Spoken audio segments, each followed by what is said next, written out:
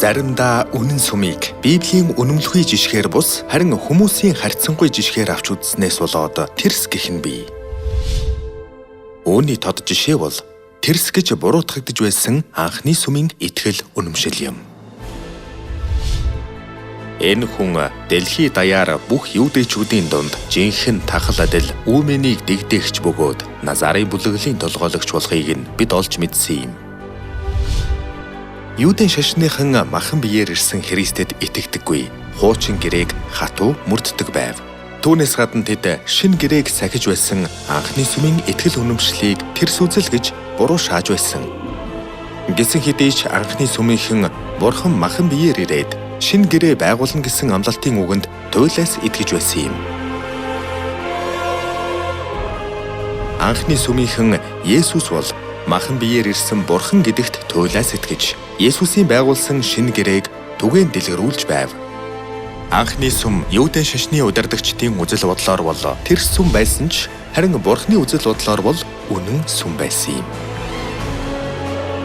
Ийхүү өөрсдийн шашны сургаалд үндэслэн сүмийг тэрс гэж дүгнэх нь ямар аюултай болохыг Библийн түүх бидэнд зааж байна.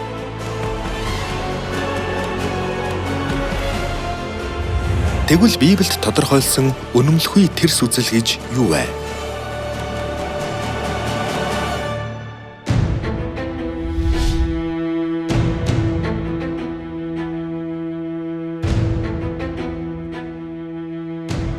Есүсийн байгуулсан шинэ гэрээг дагаж байна уу?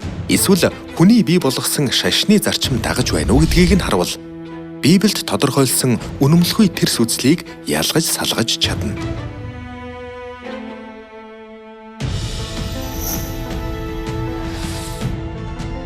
Нэгдүгээрт хүний бий болгосон шашны зарчим болох нямгаргийн мөргөл сахидаг сүм бол тэрс. Бурхан 10 тушаалын 4 дахь тушаал болгож амралтын өдрийг ариунаар сахих гэж тушаасан байдаг. Мөн Есүс амралтын өдрийг сахих нь өөрийнх нь заншил химээгээд амралтын өдөр синагогт орж Библиэс уншсан байдаг. Есүс амралтын өдрийг сахисан шалтгаан нь бидний төлөө жишээ үзүүлсэн хэрэг байлаа. Тиймээс Библиэд байхгүй нямгаргийн мөргөл тэмдэглэдэг сүм нь тэрс юм.